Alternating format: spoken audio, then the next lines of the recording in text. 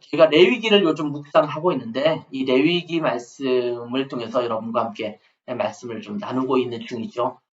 레위기의 주제라고 한다면 이 거룩이라고 할 수가 있습니다. 하나님 앞에 거룩한 삶의 요구, 또 거룩하기 위해서 우리가 하나님 앞에 어떻게 예배할 것이며 또 어떤 것들을 지킬 것인가에 대해서 말씀해 주시고 있는 내용이 레위기에 있는 말씀입니다. 요즘은 거룩성을 기피하는 시대를 살아가고 있습니다. 거룩을 이야기하면 따분하다고들 이야기합니다. 거룩을 말하면 꼰대 소리를 듣는 시대입니다. 거룩은 지나간 것으로 취급받습니다. 거룩을 깨는 것, 이것이 마치 앞서가는 사람인 양 착각하게 되는 그런 시대를 저희는 지금 살고 있습니다. 물론 이런 생각을 들게 하는 이유 중에 하나는 거룩에 대한 오해 때문이기도 합니다. 외형적인 모양새를 갖추는 것이 거룩함이라고 착각을 합니다. 예를 들어서 말을 점잖게 또 목소리를 깔아서 이렇게 하면 거룩한 것처럼 생각하죠. 성도 여러분, 오늘 기도합시다. 뭐 이런 식의 목소리를 좀 거룩하게 깔면 그것을 은히 우리 목사들 세계에서 홀리보이스 뭐 이렇게 얘기하거든요. 그것이 마치 거룩한 목소리인 것처럼 외형적인 것을 갖추는 것을 생각합니다.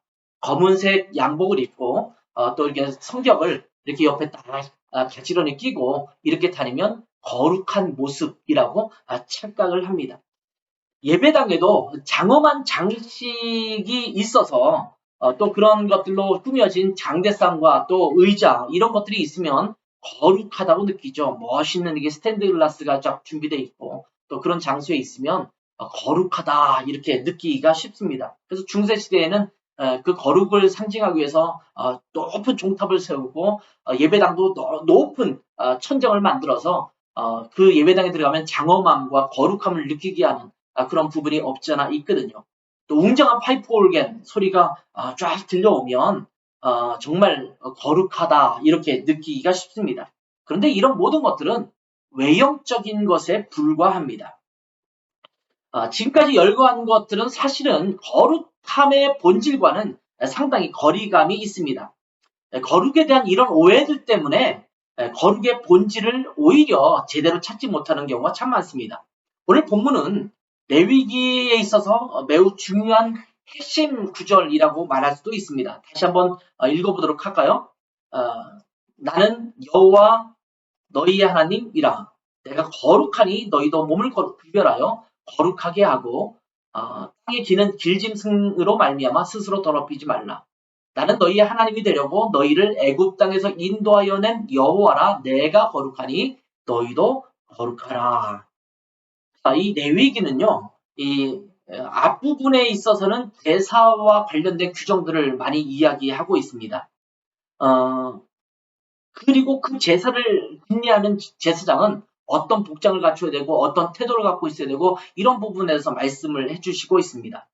그리고 그 이후에는 정결한 것과 정결하지 못한 것들에 대한 이야기를 하면서 정결함에 대한 규례에 대해서 열거해주고 있습니다. 자, 제사라고 하는 것은 인간이 하나님 앞에 지은 죄를 용서받고 하나님과의 교제를 회복하는 것이 바로 제사입니다. 그러니까 제사를 통해서 하나님의 백성이 정결하게 되는 것, 거룩하게 되는 것, 이것이 바로 제사입니다. 그리고 이 제사를 집례하는 제사장들도 거룩한 자가 되어야 된다, 이렇게 얘기하죠. 하나님 앞에서는 모든 제사를 드리는 사람들, 하나님의 백성들, 이스라엘 백성이 거룩해야 되고 그것을 집례하는 또 제사장도 거룩해야 한다라는 겁니다. 그리고 그런 정결함, 거룩함을 지켜나가기 위해서 우리가 어떻게 해야 되는지에 대해서 이 정결 규례에 대해서 말씀해 주시고 있는 것입니다. 오늘 본문은 레위기 11장 중에 마지막 부분을 저희가 함께 읽었는데 어떤 동물이 부정한 것인지 어떤 동물이 또한 그 정결한 것인지를 구별하여 쭉 열거하다가 나오는 말씀이 지금 읽었던 우리의 말씀입니다.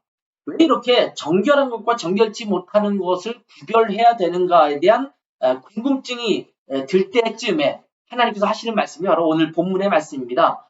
내가 거룩하니 너희도 거룩하라. 내가 거룩한 분이기 때문에 하나님이 거룩한 분이시기 때문에 거룩한 하나님의 거룩한 백성들도 당연히 거룩해야 된다는 것을 말씀해 주고 있습니다. 자, 하나님께서는 우리에게 거룩함을 요구하시는데 그 이유가 무엇이냐? 가장 기초적인 이유가 있다면 그것은 바로 하나님이 거룩하시기 때문입니다. 하나님은 거룩하신 분이십니다. 하나님이 거룩하시기 때문에 우리에게 거룩하라라고 말씀을 하고 있는 겁니다.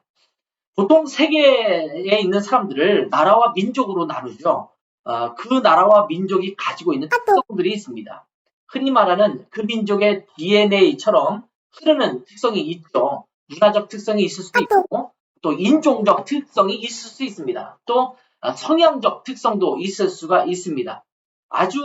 그래서 언어와 음식 그리고 또 주거적 문화 이런 것에서도 큰 차이를 보게 되는데 굉장히 가까이에 있는 중국이나 일본을 가봐도 사실은 말뿐만 아니라 언어뿐만 아니라 음식과 또 주거 문화 여러 가지가 굉장히 다르다라는 것을 느낄 수가 있습니다.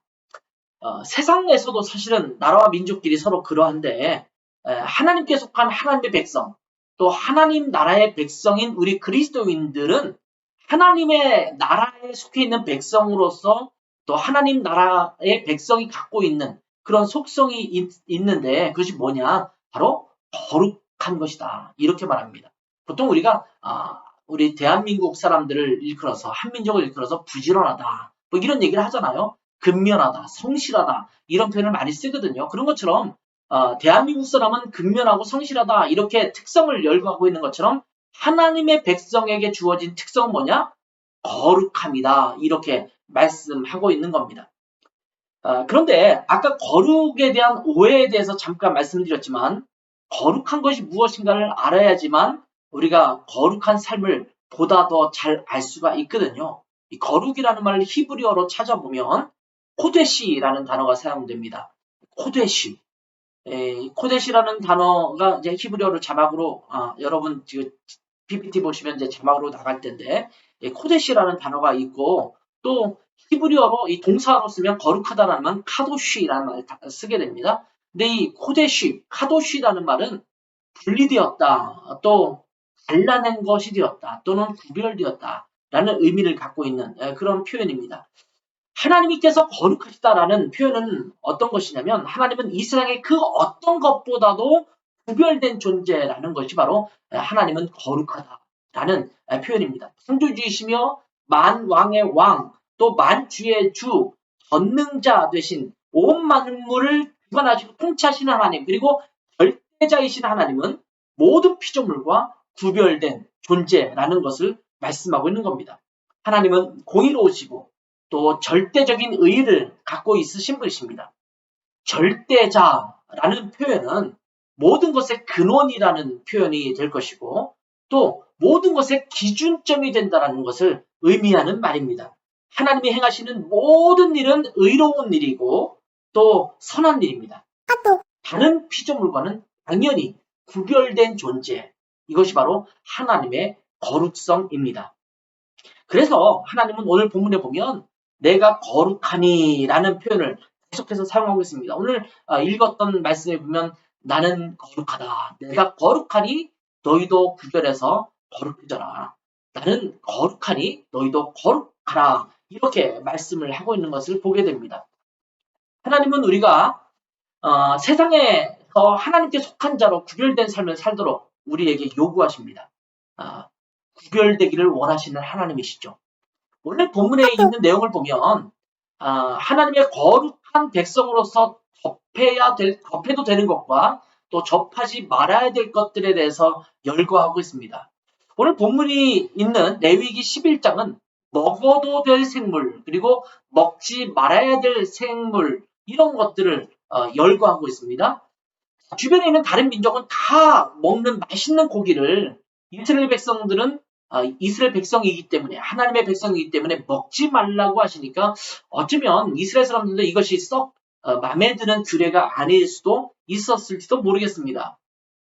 그 당시 이방 민족은 그런 것들을 거리낌 없이 마음껏 먹을 수 있었는데 이스라엘 백성들은 먹지 말라고 이야기한 겁니다. 아니 그 맛있는 것들을 왜 먹지 말라고 하셨을까? 이렇게 항변할 수도 있었을 것이죠. 물론 아직 위생적으로 발달되지 않았던 시절이었기 때문에 어떤 거는 위생적으로 먹지 않는 것이 더 나은 음식이나 생물이 있었을 수도 있습니다. 그리고 그 뒤에 있는 전길래를 보면 위생이 발달되지 않은 시절이기 때문에 마땅히 그 부정한 것들을 이렇게 찾지 말라고 하는 그런 의미도 있을 수 있거든요.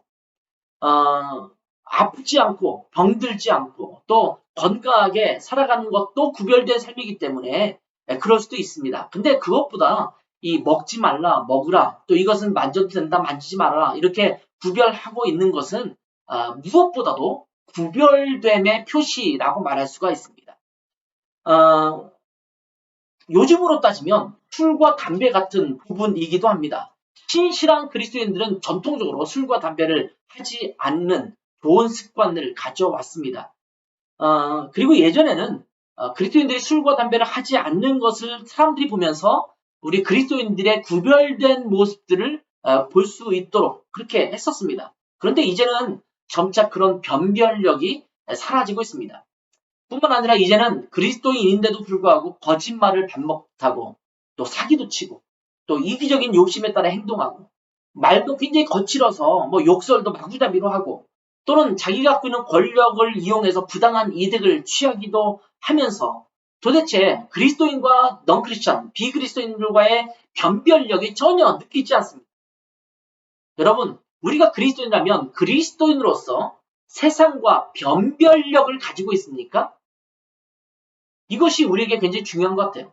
내가 그리스도인이라면 세상과 변별력을 갖고 있는 삶을 살아가야 합니다. 제가 독일 드레스덴에서 사역할 때 청년들이 많았기 때문에 매년 5월이 되면 혼전 순결 서약식을 했습니다.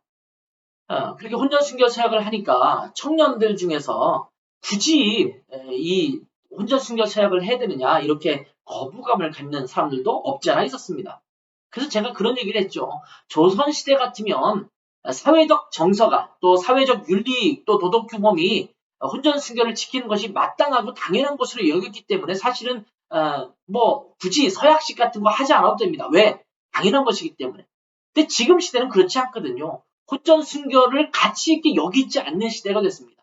왜 그게 필요하냐고 여기는 그런 시대가 됐습니다. 아무렇게나 성적인 즐거움을 누려도 되는 것처럼 그렇게 말하는 시대가 되지 않았습니까? 그렇다면 세상을 향해서 우리 교회는 또 우리 예수님을 믿는 사람들은 혼전의 순결을 지키는 것을 우리의 고귀한 가치로 알고 있다. 우리는 그렇게 생각하고 그것을 추구하고 있다라고 세상에 공표할 필요가 있다. 이런 이야기를 자주 했습니다. 왜냐하면 이런 것들 중에서 세상을 향해서 우리 그리스도인들이 이렇게 거룩함을 향하여 살아가고 있다는 것을 선포하는 것이기도 하기 때문입니다.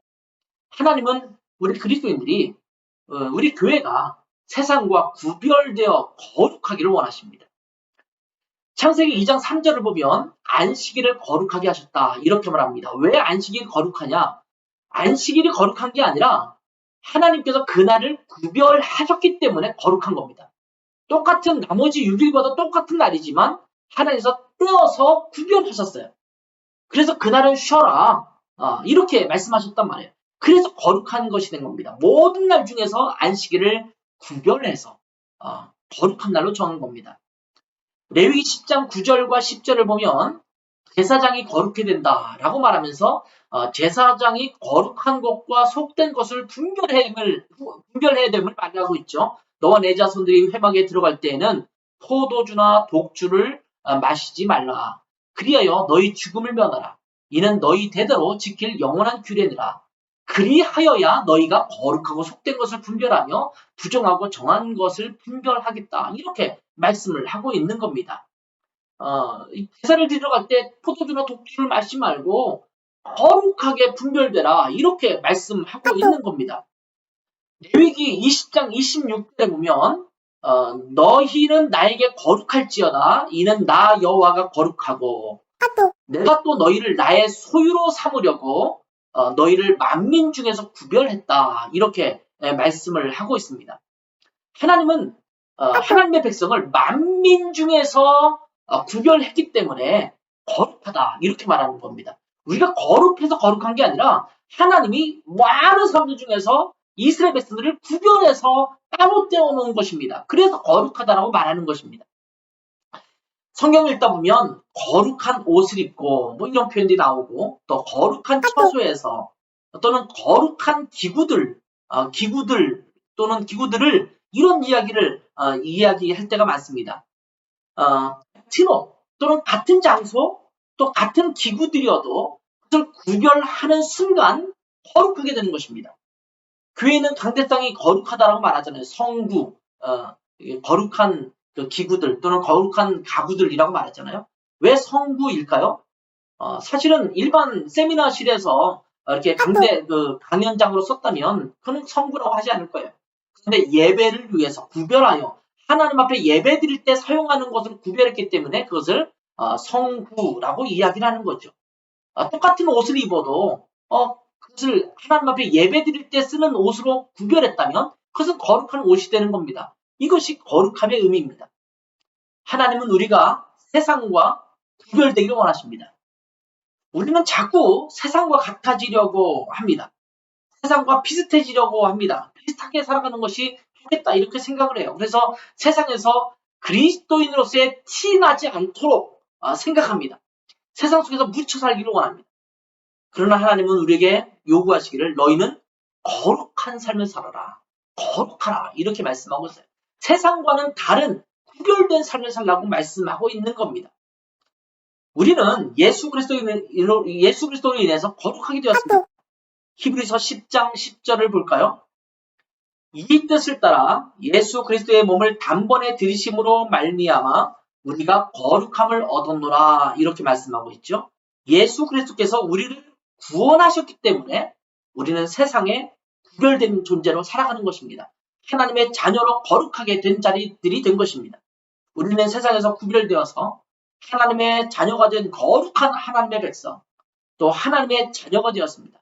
우리는 거룩한 성도, 거룩한 무리란 뜻이죠. 성도로서의 부르심을 받고 그렇게 살아가는 자들입니다. 우리가 이렇게 거룩한 하나님의 백성이 되었기 때문에 이제부터는 늘 정결함으로 또 성결한 삶으로 거룩한 삶으로 살아가야 합니다. 이것이 우리 그리스도인들이 살아가야 할 삶의 모습입니다. 어떻게 살아가야 된다고요? 늘 정결함으로 거룩한 삶으로 살아가라고 말씀하고 있는 겁니다. 자, 로마서 12장 1절과 2절을 보면 세상을 본받지 말고 구별되라고 말씀하고 있지요. 같이 한번 읽어볼까요? 시작. 그러므로 형제들아 내가 하나님의 모든 자비하심으로 너희를 권하노니 너희 몸을 하나님이 기뻐하시는 거룩한 산 제물로 드리라. 이는 너희가 드릴 영적 예배니라. 너희는 이 세대를 본받지 말고 오직 마음을 새롭게 함으로 변화를 받아 하나님의 선하시고 기뻐하시고 온전하신 뜻이 무엇인지 분별하도록 하라. 여기 제가 이제 노란색 글씨로 거룩한 산제물 또는 분별이라는 말을 제가 PPT에는 이렇게 기록을 했어요.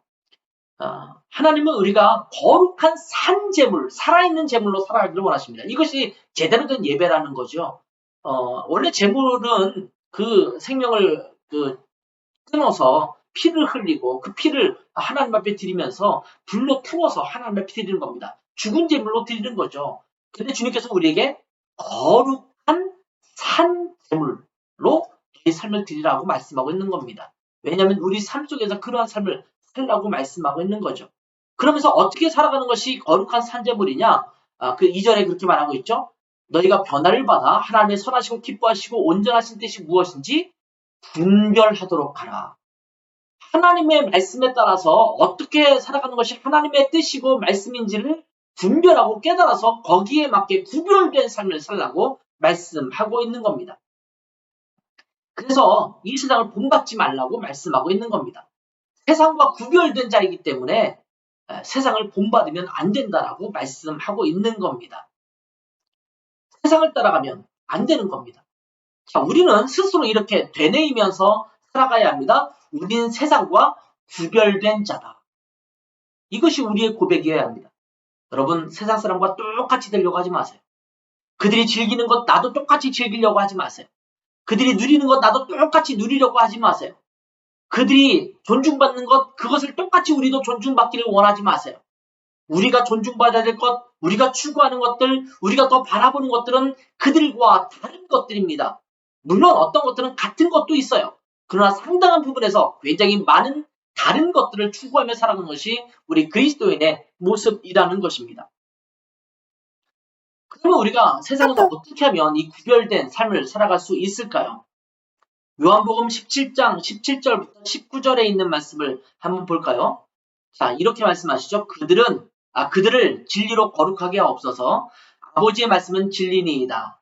아버지께서 나를 세상에 보내신 것 같이 나도 그들을 세상에 보내었고 또 그들을 위하여 내가 나를 거룩하게 하오니 이는 그들도 진리로 거룩함을 얻게 하려 함이니이다. 여기 이렇게 말씀하고 있어요. 주님께서 마지막 십자가에 달려 돌아가시기 전에 제자들을 위해서 기도하는 장면에서 주님께서 기도하시는 내용입니다. 주님은 제자들을 향해서 이렇게 말합니다. 나는 그들을 세상에 보냈습니다. 이 18절에 그렇게 얘기하고 있잖아요. 하나님이 나를 세상에 보낸 것처럼 나도 그들을 세상에 보내었다. 거룩하다고 해서 세상과 등지며 살아가는 것이 아닙니다.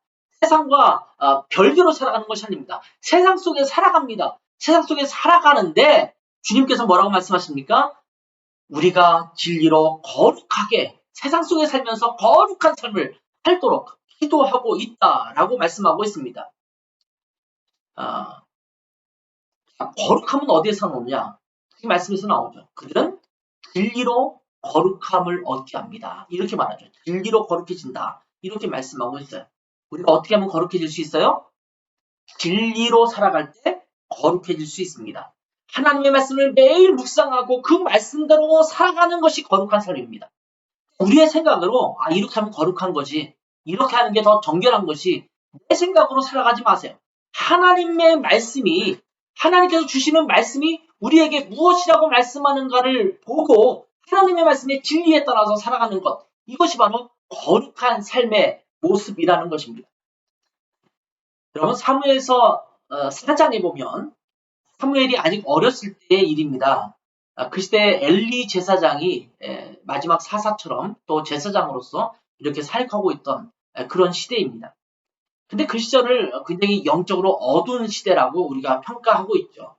하나님 앞에 범죄한 사람들이 굉장히 많았어요. 죄악을 저지른 사람들이 굉장히 많았어요.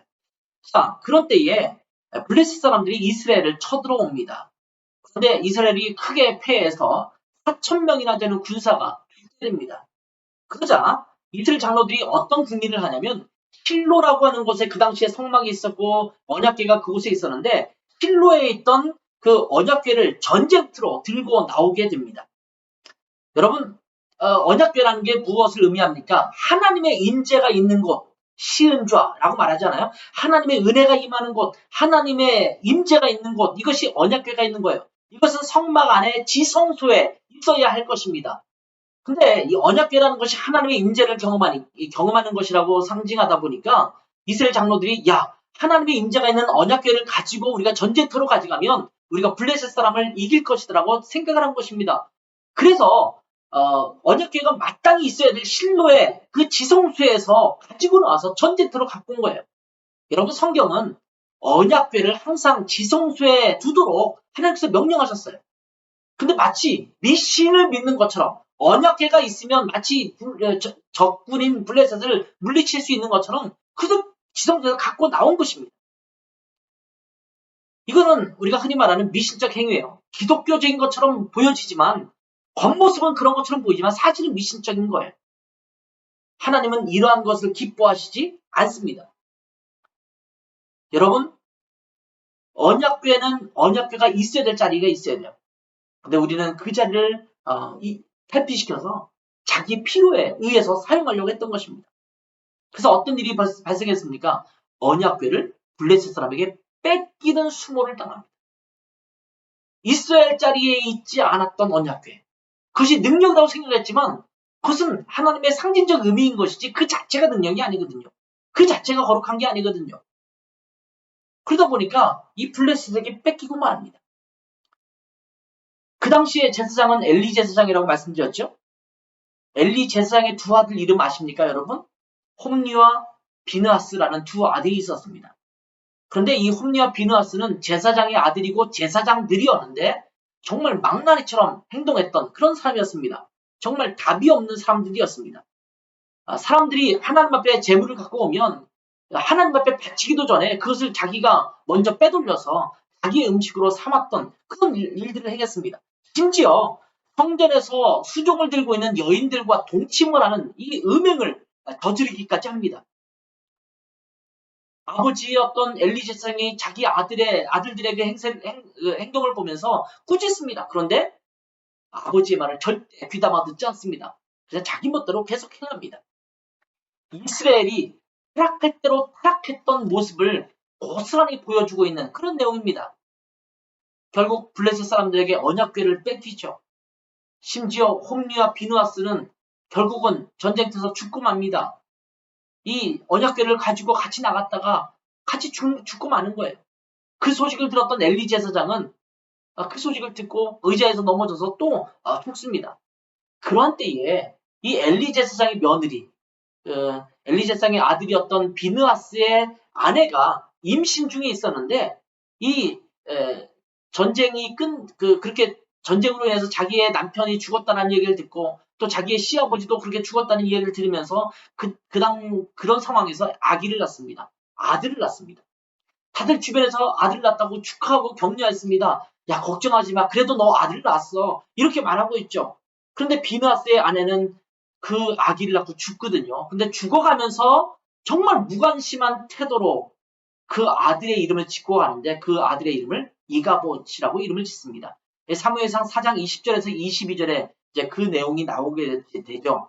이렇게 기록되고 있죠. 죽어갈 때에 곁에 서 있던 여인들이 그에게 이르되 두려워하지 말라. 내가 아들을 낳았다. 이 말은 무슨 말이냐면 너의 시아버지도 죽고 너의 그 남편도 죽고 이랬지만 걱정하지 마. 그래도 너 아들 낳았어. 이렇게 말하는 거예요. 그런데 그가 대답하지도 아니하며 관념하지도 않았어요. 무관심해요. 그냥 냉랭한 모습으로 그냥 그 반응을 보이고 있는 거예요.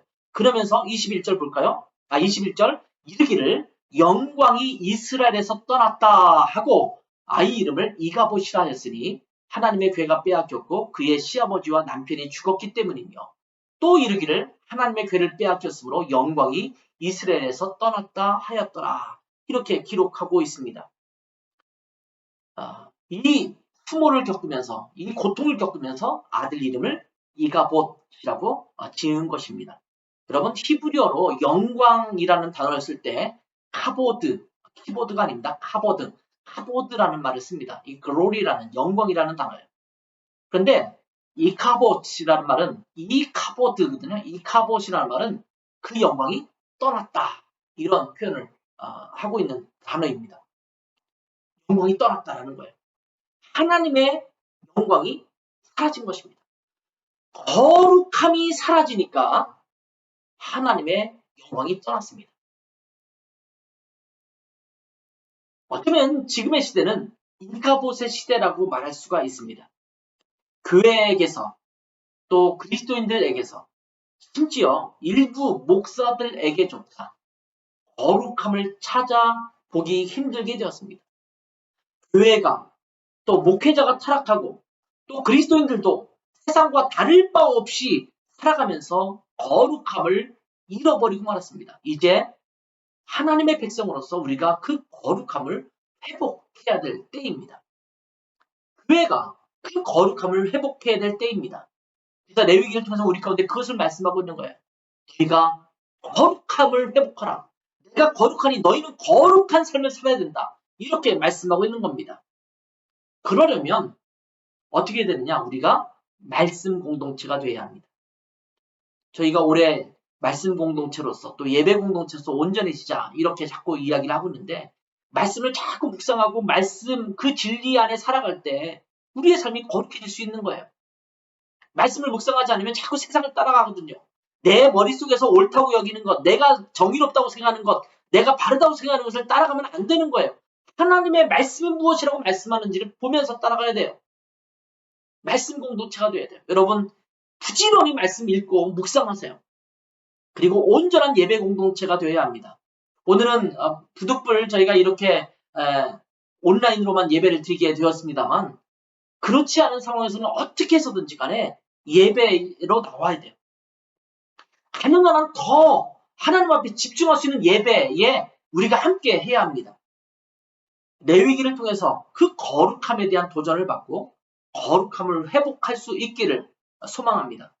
내가 거룩하니 너희도 거룩하라 라고 말씀하시는 하나님의 말씀 앞에 자기 자신을 돌아보면서 거룩함을 회복하는 우리 교회, 우리 성도들이 되기를 주님의 이름으로 축원합니다. 기도하겠습니다. 하나님 아버지, 거룩함이 상실된 이 시대에 우리가 하나님의 거룩함을 회복하기를 원합니다. 말씀으로 말미암아 제가 거룩함을 회복하게 도와주시고 주님 앞에 참으로 예배하는 그 예배 공동체를 통해서 저희가 거룩함을 회복할 수 있도록 도와주시기를 원합니다. 말씀을 떠나고 예배의 터전을 떠난 그 삶에서는 거룩함을 찾아보기가 힘든데 하나님 우리가 온전히 주님의 말씀만을 묵상하고 또 주님 앞에 온전한 예배를 회복함으로 말미암아 거룩함을 회복하는 저희 교회 그리고 우리 모든 성도들 될 수 있도록 은혜 내려 주시옵소서. 감사하며 예수님의 이름으로 기도했습니다. 아멘.